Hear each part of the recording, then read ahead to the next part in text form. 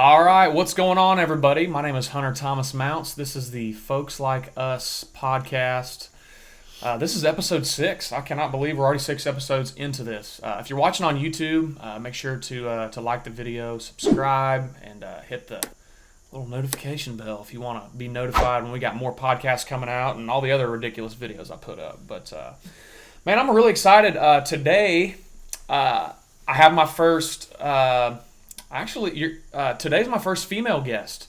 My friend Tracie Moore is here with us today, and just a real quick introduction to her. She's a person in Nashville, Tennessee, who puts a lot of us writers together. So she arranges writers rounds, and she has her own companies where she links people up to write songs, and she does just a ton of things. So I'm excited to talk to her about that. Y'all say hi to Tracie Moore. The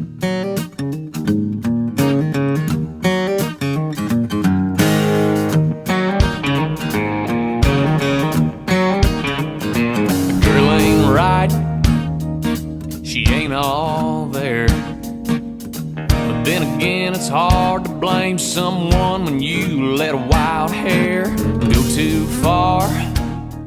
So, Tracie, I usually ask people just to kind of get the conversation going. Where did you grow up, and what was it like? Oh, I grew up in Winfield, Alabama. Okay, and where about in Alabama is that? Because I'm familiar with Alabama. Yeah, it's close to Tuscaloosa, about 60 miles north of Tuscaloosa. So I assume you're a Alabama fan. No. War Eagle. Okay. So being from Alabama, how does one go down? How does one pick which path they're going down? Because that's a very sensitive subject.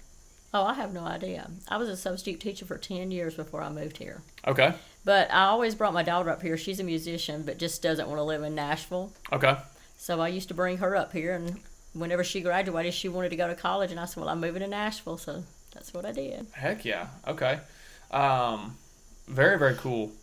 So, did you say you went to school there? I went to school there. Yeah, okay. In a small school. Gotcha. All right, very cool. So, you just came to Nashville because your daughter was playing Yeah, playing and music I got here? to know a lot of people. I had a lot of friends here when I moved here because of her. Okay. So you would say that your kind of first start at networking here was because of her and her music? Mm-hmm. And what's her name? Nikki. Okay, Nikki Moore. Nikki Moore. Mm-hmm. Very, very cool. Y'all go check out Nikki Moore if you wanna hear some of her music. So, Tracie, what has changed in the time that you've been in Nashville? How long have you been in Nashville? 3 years. 3 years. Okay. Has it changed any since the day you got here, compared to where it is now? I mean, I guess it has a lot more buildings now, but Yeah. There used to not be as many writers' nights, and now it's just like so many writers' nights. So now I'm trying to decide what else I want to do. You know, I've started doing the full band showcases at Live Oak, and that's been going really well. And I would like to do more writers' retreats and stuff like that for writers and stuff. So okay. First off, the full band showcase. How many bands are you having? 4. Okay, 4 bands per night. Very, very cool. And they're playing what, 3 or 4 songs each? No, they play for 45 minutes each, so they play like 6 or 7 songs. So it's an actual showcase. Oh yeah, it's really good. Okay, and what's it called? We just call it the full band. Okay, Magic full band Hills Artist showcase. Full Band Showcase. Yeah. Simple, forward. I like that. And then you said you have been trying to put together some writers retreats. Have you done any of those? We're planning one hopefully in October, at the end of October at Lake Martin. Okay. You say Lake Martin? Yeah, in Alabama. Okay. Is that like around kind of where you grew up? Something you're familiar with? I just met the people that own the place, and they've been doing a lot of things like that. So I told them, well, I'd like to do that. So hopefully soon that'll happen. Okay, cool. How many writers do you think you're going to have out there? Maybe about 20. Okay. Or 15. Very cool. Can you, for people who don't really know much about songwriting or this side of the music business, can you kind of tell them what a songwriter's retreat is? Well, it's what I want it to be. I mean, I know I haven't been to one yet, so because I don't write. Yeah. But I just want it to be a place where people get together and get to know each other. You know, don't compete with everybody. You know, there's a lot of competition, and we don't need that. I like them to support each other. Yeah, That's very cool. So, and by the way, guys, a lot of great songs come out of writers retreats like this because, like she said, you're kind of in the atmosphere of where you feel like you're on vacation as opposed Yeah. to being in an office building on Music Row where there's a ton of pressure on you. So, if you can write a couple cool songs after you get done having breakfast at the campsite next to the lake, even better. It's just kind of cool getting everybody on the same playing field. From that aspect, I can imagine. I mean, I haven't really been on a writer's retreat, but in my head, that's kind of Yeah, I mean, that's what I think too. So yeah, heck we'll yeah. see if that's what it's like. Very cool. So you came here because your daughter was doing music in Nashville, and you kind of fell in love with it. What made you gravitate toward the songwriting aspect of the music business, even though you yourself are not a songwriter? Precious Harris, Nikki used to come up here and work with Precious, so that's who I work with now too. Okay. So she is a music business consultant, and she works with a lot of songwriters, and so that's how I got into the songwriting part. Working with songwriters, and I just wanted to do songwriter nights and stuff, and that's what I do now. So I do one once a month at Live Oak called Magic Monday. Magic Monday, Mm-hmm. and Magic Hills Artists is a company that you started, correct? I know Magic Hills Artists. It's obviously the sponsoring company for the Magic Monday. What can you tell us what exactly Magic Hills Artists is? Is it a publishing company? Is it? No, it's pretty much just writers' nights and stuff Okay. like that. Just working with songwriters. I Okay. like to hook people up to write and stuff like that. Don't do that as much as I used to, but Gotcha. So it's not. So whenever you're hooking songwriters up, it's not as much for financial benefit as it is you're just truly wanting to just help people connect. Is that? oh yeah, Okay. yeah. Dang, man, there's not a lot of people Not like that. much money in this. Yeah, there's not very many people like that at all in Nashville who just like, hey, I love the music and I want to help out how I can. Yeah. You're not really in it for the money. Oh no, Dang. I Okay. need the money, but I'm not in it for the money. Okay, are you doing what is your full-time job in Nashville? I work as bartending at the Sprocket Rocket. Bartending at the Sprocket Rocket. Mm-hmm. Okay, so for those of you who have been to Nashville, and I guess even those who haven't been to Nashville, tell them kind of what the Sprocket Rocket is, because a lot of people, after you tell them, are probably going to go, Yeah. oh, that's what that is. Well, it's just one of the party bites you see going down Broadway. Everybody Yep. drinking and partying and having fun. Yep. So I just feel like it's easy to connect. There's another company called Pedal Tavern does the same thing. It's where everybody's pedaling on the bike that's going down the street, and everybody's just kind of drinking and having a good time and stuff Yeah, like it's a that. fun time. How long have you been with that company? I started last March. Oh man, so Been you're there for a brand year. new. Okay. Very, very cool. Does the pedaling actually is the pedaling of the bike actually essential to keep it moving? Yes. Okay. Does it charge the battery or what? Yes, we need help pedaling. Okay, because I've Or always else I pedal back. oh my gosh. Okay, well I've always heard I've only done one, and I remember people going, dude, we don't actually have to pedal. That's just a gimmick. Like it doesn't really matter. This thing will move on its own. So that you just Oh, yeah. Everybody gets on there and do we have to pedal? okay. So you just Yeah. busted that myth. Okay, Yeah. very cool. So Tracie here, like I said, she brings songwriters together, and she is a great person to know in the networking and the songwriting side of things. Coming up in a little over a month is the Key West Songwriter Festival. And real quick, I'm going to say I've never been to Key West, but I'm going to tell you kind of like what I think it is. And then she can kind of clarify or add to it. But so the Key West Songwriter Fest, if I'm correct, it's put on by BMI. Mm-hmm. Okay. So the actual Songwriter Festival is put on officially by BMI, but the whole songwriting community in Nashville goes down to Key West for an entire week and basically, play in Key West, Florida. And it's a great opportunity. Like she said, kind of the same thing as the Writers Retreat, where everybody's kind of in vacation mode and they don't feel a lot of pressure to have to do things. So a lot of things happen organically. There's songwriter rounds every single night. People can get together and write during that week if they want to. And it's just a great time in Key West, Florida. And I'm actually going to be going for the first time this year. Was that a correct? Pretty much. Yeah. Explanation? Anything to Yeah. add to that? A lot of people have a good time. Okay. And you're going to be putting some shows together yourself, Yeah, I'm right? going to have the Tiki House and General Horseplay. I'm Okay. going to be booking bands and songwriters. Very, very cool. Is it like a start at 10 a.m., go all the way till midnight kind of thing, or is it what's the hour? It's probably from about 2 p.m. till midnight. Okay. 2 p.m. to midnight. Yeah. Yeah. It doesn't sound like anybody's going to be having too much fun down there. I can imagine. Well, very cool. Oh, it's Okay. fun. So, what has been your, and this is kind of a general question, but what's been your favorite thing about Nashville so far? Oh gosh, I don't know. I mean, I really one of the things that I really enjoy is doing this full band showcase thing we've started. Okay. I mean, it's packed out at Live Oak every Friday night pretty much, and even when it snowed the other night, people were still there, and we couldn't even hardly get out of the parking lot. So it's been going really well, and I'm probably not going to have another one after this one. I'm having one April 8th. Okay. After that, I'll probably wait till maybe fall. I might have one this summer, but Sprocket Rocket, I'm working so much, and Allison Moulter helps me, and she works at Sprocket Rocket too, so it's just hard for us to take off work and do that, but it's really great. Awesome. Well, I really wish I could come out to the full band showcase on April 8th, but I'm working at the fire department that day, unfortunately. So, let's see.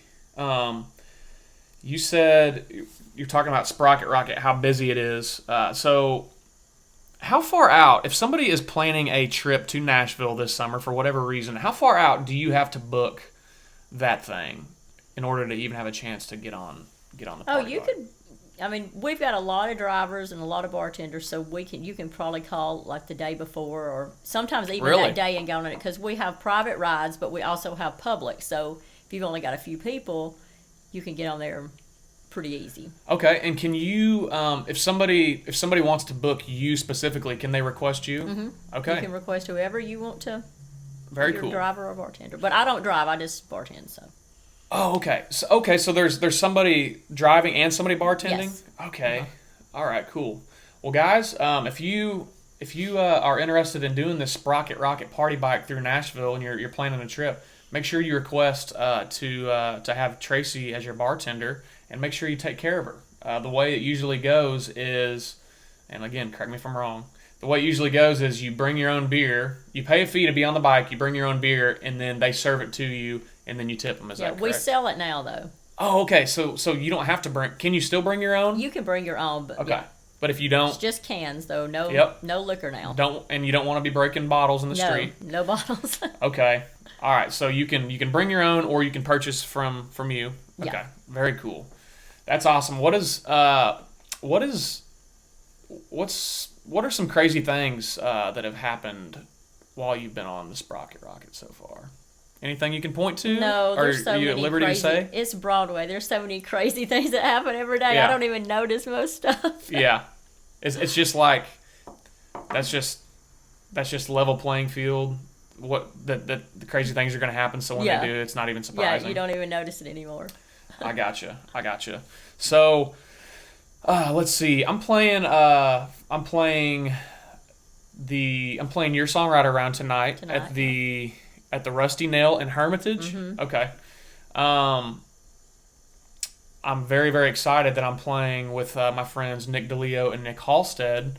Those are two of my favorite people in town, and definitely two of my favorite musicians in town, two of my best friends. Yeah. Can you kind of tell maybe how you met those guys? Well, it was because of when I was bringing Nikki up. They used to work with Precious too, some. So that's how I met Nick and Nick. Okay. Known them since before I moved here. So Very cool. Yeah. Nick and Nick's Roofing. These two guys, they got a roofing company, dude. They're songwriters and they have a roofing company. Yep. I think that's so cool in Nashville that there's people who do manage to do so many different things other than music. It's like everybody's on a different path, but we're all kind of brought together by the same thing. So, well, very cool. Let's see. Any Are there any? I know you said you're going to be busy here coming up, but are there any cool things on the horizon that you're excited about in the music world?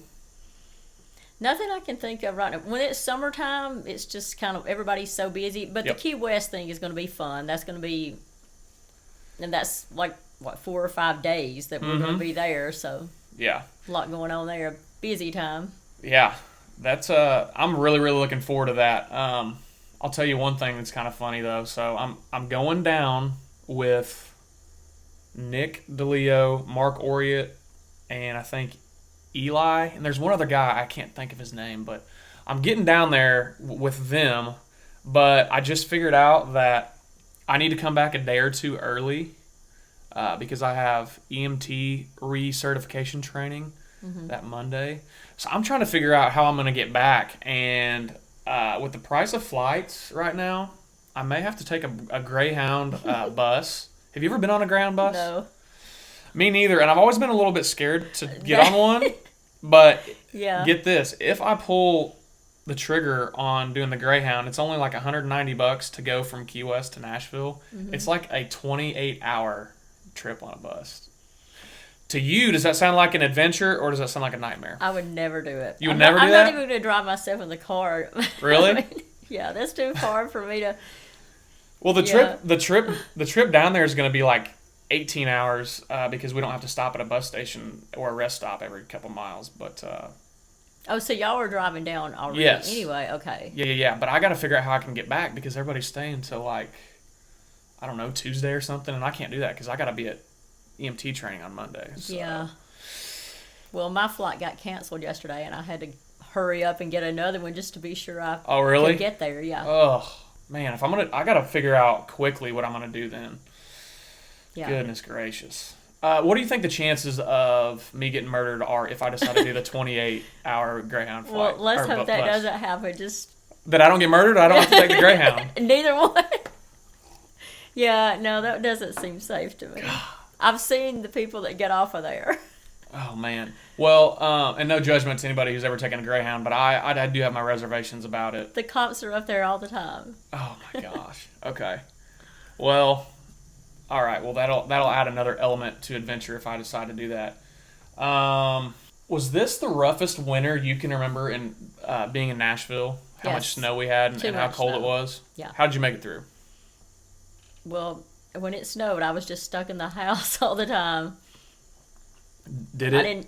I just don't like snow. Really? I'm not a snow person, yeah. Is it because of just how cold it is, or Yeah. is it because of having to drive in it? It's both. I mean, it's too cold for me. Did it ever snow in Alabama whenever you were Not a lot. growing no. up? Maybe No. once every few years. Dang, okay. I've never seen it snow this much here. No, I know. In 2 months. Seriously, it was. Yeah. I mean, I missed. I was in Colorado skiing whenever this most recent one came that you were talking about, where you had the full band showcase and people still showed up. But how many? What did we get? 3 or 4 inches of snow? Oh, I think so. I had no idea it was going to really snow. Did the town shut down again? No. No, No, by the morning, it was fine. Okay. Tell these folks about earlier in the winter. I guess it would. I don't know when it was, but tell them how Nashville reacts when we get a real snow. Oh, when we had like 6 to 8 inches of snow. Yeah. It was terrible. I mean, we couldn't go anywhere. Yeah. Tell them how the town reacts to that. Well, they shut down. Pretty much shut down. Shut Because down. We don't know what to do. We don't have anything to clear the roads off, so we're just stuck. There's nobody that has a snowplow apparently in Nashville. And so I don't know. I don't know if there's. But it's that way in Alabama too. So Really? if it ever snowed a big snow, we didn't do anything because we. So do you? Well, Okay. we rode our 4-wheelers. Yeah. We could get out doing that. So I guess this is a good, maybe possible segue into politics a little bit. So Tracie here is trying to potentially be an active member of politics in the future. Is it true that you eventually would like to be mayor of Nashville? Yes. Okay. Or get into it somehow. Yeah. Okay. I have a lot to say, so I've got to figure out Very a way cool. to get to Yeah. say I love it. that. So a good segue into that discussion, if you want to have it, which I'm open to anything. whenever it snows in Nashville and there are no snow plows and there's no salt to be spread on the roads, do you think it is because, from a political perspective, like if you were mayor, would you rather the city shut down in the event that something like that happens, or would you rather on the front end be prepared for something like that so that the whole town doesn't have to shut down whenever that happens? Yeah. What do you think? No, I would think since we don't have to shut down for many days anyway, I mean, it's not going to stay that cold. That's just a waste of money. I mean, really just do what we do now, I guess. Okay. So the way we're doing it, you understand why that is the way it is? Because it's just not, the chances of it happening are not that high. Oh, yeah, we might not have as much as we had this year for years again. So. Okay. All right. Well, that's cool, because I had been kind of judgmental about the local politics. I'm like, dude, how are we never ready for this? Yeah, I just feel like it's because we don't have enough snow, to really spend the money to get all that. Yeah, that's fair. Okay. Let's see. I had another question about. Okay, this is going to be a hot button issue for a lot of people in Nashville. And I don't know if it's like this anywhere else in the country, but after we have a snow or a bad freeze, the roads turn into like third world country status. I'm not kidding. The potholes are so bad. People's cars just keep getting torn up. Okay, what are your feelings on how the Nashville government, how they go about? One of the biggest things that Nashville does is get the roads fixed. Okay. Because it's terrible. Yeah. And everybody's tires are getting blown out just because.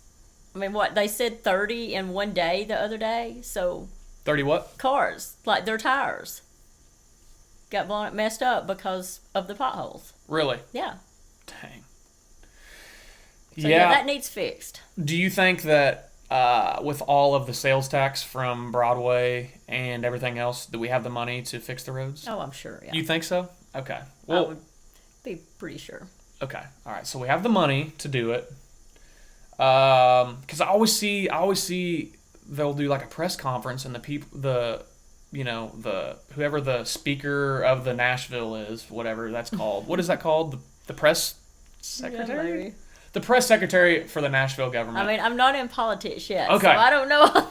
All right, well, she's always like, we're doing all we can. No, we're doing our best. And I'm like, okay, I know you're saying that, but I have eyeballs, and I have... And you see how many people are on Broadway and how much money they're making down there, yeah. Yeah, okay. All right, so I'm not the only one who's thinking this. No.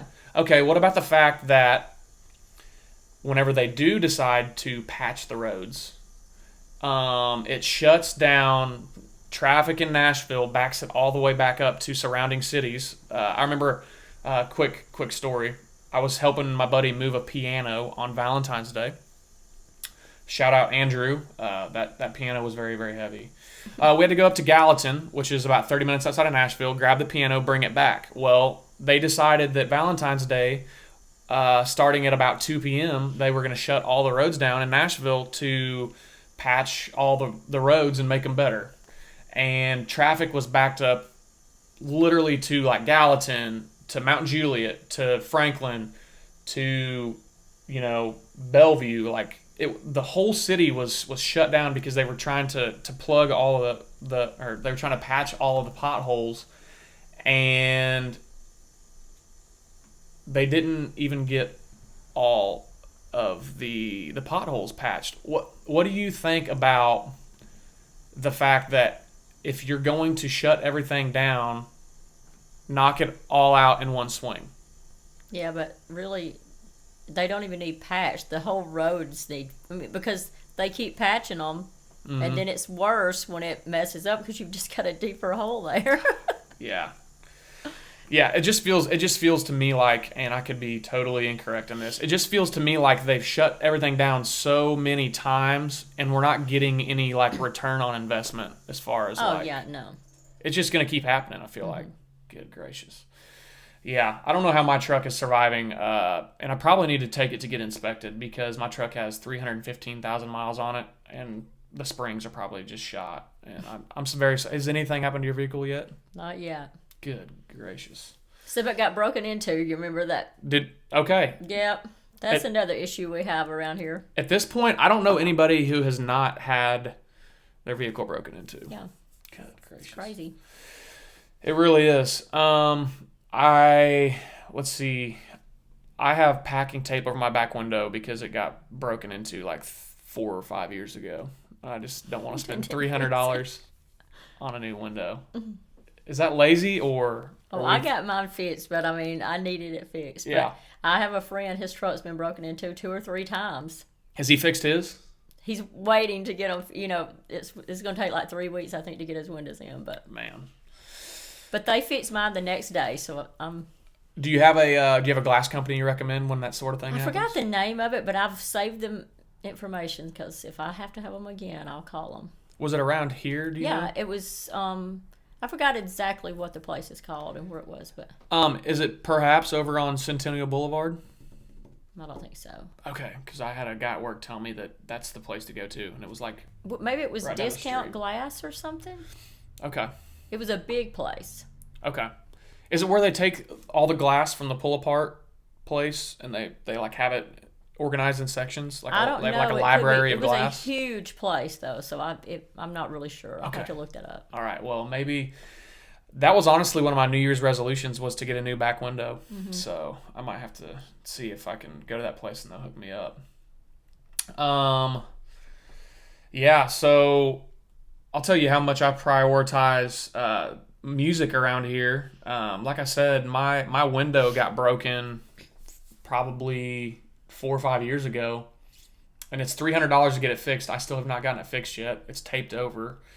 But since then, I've recorded an entire album, which was about like $25,000 or $30,000. So I was willing to spend that on the music, but I wasn't willing to spend $300 on a piece of glass on the back. So I don't know. What do you think about that? I mean, if that's what you want to do. Do you think that's foolish? I mean, I would have had my window fixed. Really? But, if you're not worried about it, it's okay. Oh, yeah. I get judged for that one a lot. Well, very cool. So yeah, tell us kind of how you are thinking you're gonna try to enter yourself into the political world in Nashville. Well, we'll see what happens.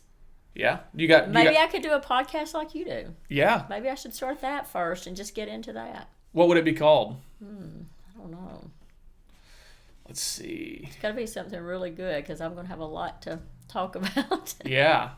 I'm trying to think of a good name for your political podcast. Let's see. I feel like maybe that's where I should start. What do you think? I think so. Maybe it could be like more, spelled like your name, more Nashville, less.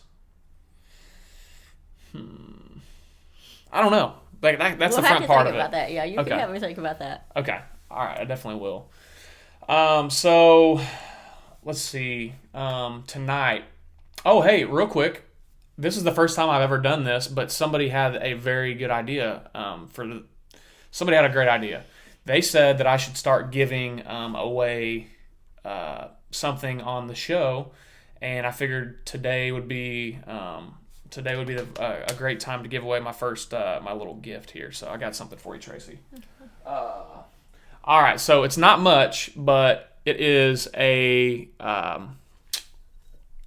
a beer glass, and it's shaped like a beer can, and it's got my logo on it, and it's also got a Sweatin' Beer koozie. So Sweatin' Beer, insert here. It's got the logo on the bottom. I'm gonna give these two things to you, just so you'll have something to take home with you today. Thank you. And there you go. Nice. Yeah. So let's see. How many rounds are in the Songwriter night tonight at the we're doing 4 tonight. We usually only do 3, but we're doing 4. Okay. Who all's on the lineup? Do you know?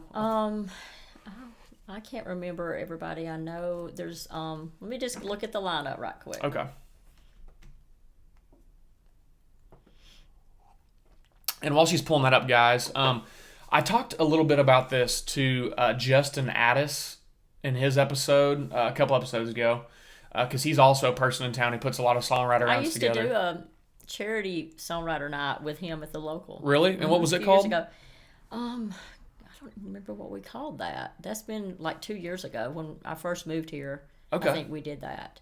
What was the charity? We would do a different one each month. Very cool. I would like to get back into that. Heck yeah. Well, if you do want to, I've got a small charity called, and I promise this was not staged. I literally had this boot out because I did an announcement about it earlier. But I've got a charity called the Fire Boot, and I don't know if if you know about what it is, but at my shows, since I have a full-time job and I don't depend solely on music for my income, I put out a fire boot at all my shows, and instead of keeping the money for tips, I donate 100% of it to this charity called the Fire Boot that I started. And basically, we give people money whenever their houses burn down, whenever there's like a tornado, when there's a flood, anything like that. And we've had the opportunity to write multiple $1,000 checks to people in need. So like, so we've done it for people when their houses burned down. We gave some money to the family of a fallen firefighter in Missouri. I gave $1,000 to these two ladies in Waverly when the floods came through. Gave $1,000 to a young couple. They were first-time home buyers. Their house got destroyed in the Mount Juliet tornado a couple years ago. Mm-hmm. So that's kind of what the Fire Boot is, and just had a $4,076 donation from the Choir Invades Chicago party that I played a couple weeks ago. So that's what the announcement was for earlier. Okay. So it's super, super personal, super grassroots, and it's not very big yet. But I would, after we're done recording today, if you know anything about nonprofits and charities and stuff like that, I'd be glad. I'd really like to pick your brain about something like that. Yeah, I think the one that did best with us was the suicide prevention one. Okay. It was really good. But I like to do anything like that. I love to do it. Can you tell us about that one? Was it national or was it Nashville? Or it was just Nashville. Yeah. Okay. We had I forgot what place we went. I would just always look up different places for whatever charity we were doing and just call the people and say, hey, would you want to come and talk or whatever, and even if they didn't come, we would still raise the money and get it to them. Okay. Very cool. And was that started by somebody you know, or was it just kind of No, I don't even remember. I remember me and Precious and Jadis and who else helped us? Jarrett Hartness. Okay. We did that together. That's awesome.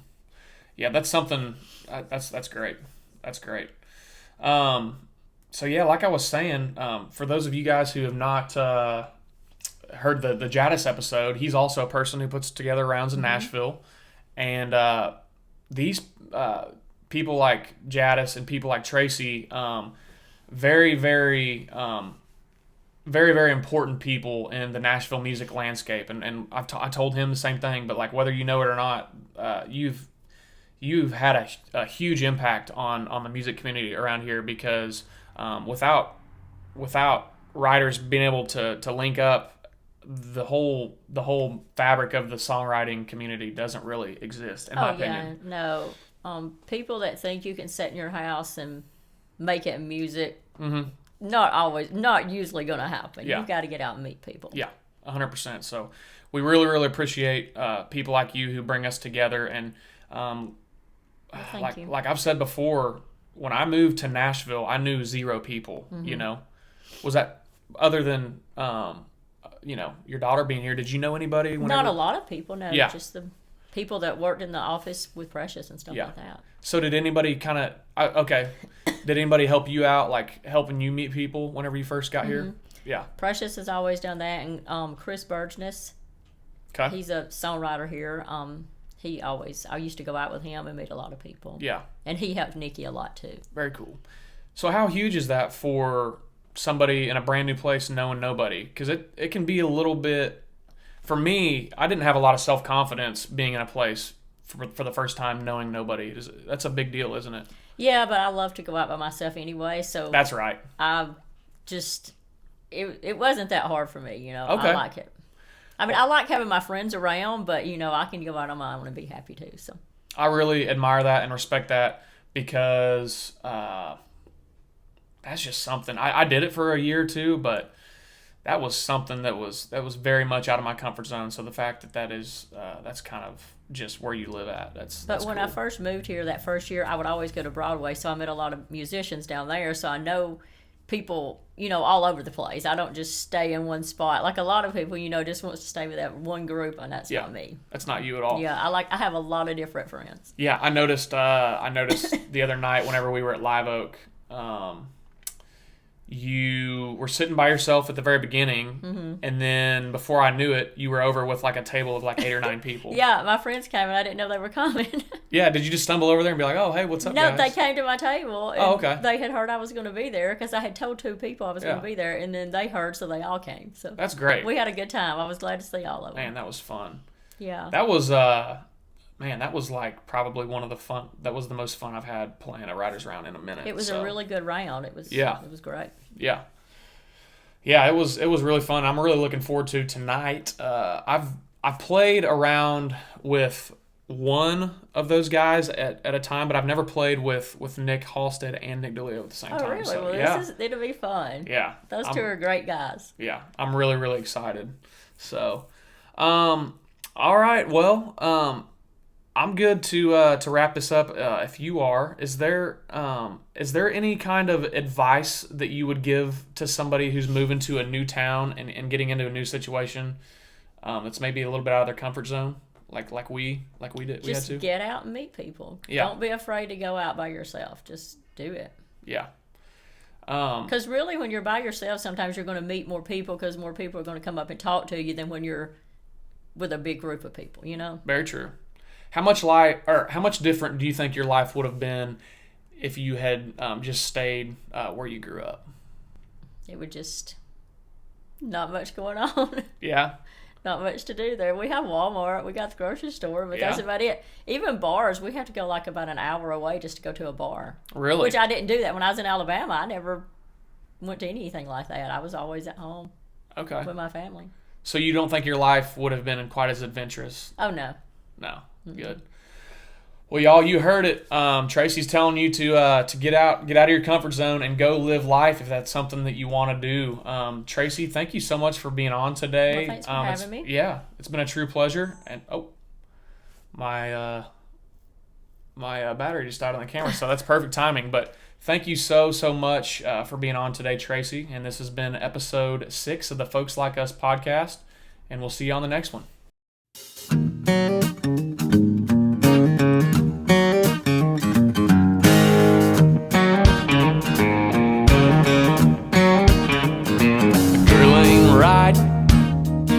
She ain't all there. But then again, it's hard to blame someone when you let a wild hair